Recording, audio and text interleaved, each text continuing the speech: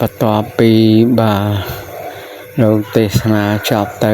ក៏មានបងប្អូនដល់ម៉ោងបងប្អូនលោកយាយលោកតាបងប្អូនពុទ្ធបរិស័ទទាំងអស់គាត់អញ្ជើញយកចង្ហាន់មកប្រគេនព្រះសង្ឃល្មមមនុស្សច្រើនដែរហ្នឹងហើយអ្នកខ្លះឬក៏ប្រគេនដល់អ្នកខ្លះក៏ចាំអ្នកខ្លះក៏បានប្រគេនរួចហើយនៅស្ដាប់នៅវត្ថុទេសនា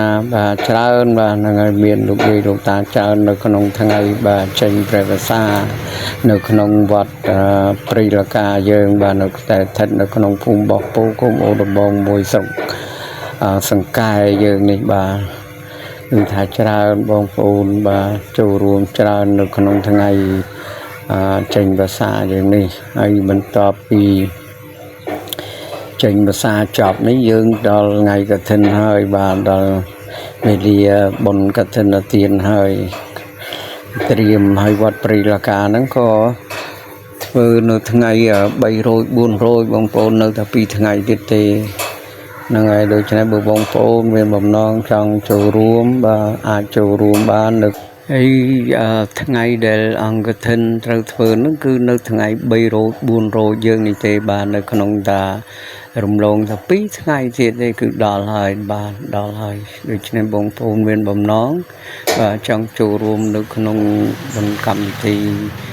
នៅក្នុងបុណ្យបាទកឋិនទានសាមគ្គីយើងនេះក្នុងវត្តព្រះលកាបងប្អូនបាទអាចត្រៀមបាទជិតដល់ថ្ងៃហើយបងប្អូនខ្លះនៅក្នុងភូមិគាត់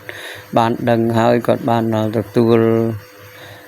សម្បត្តិហើយបាទប្រូក្រាមបាទបានចែកហើយគាត់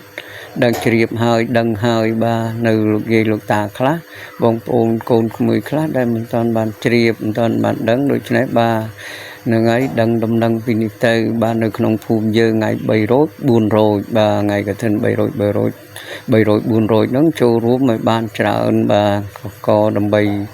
បាទជាអានិសង្ឃបាទនៅក្នុងបុណ្យកឋិនទានយើងទាំងអស់គ្នាបាទ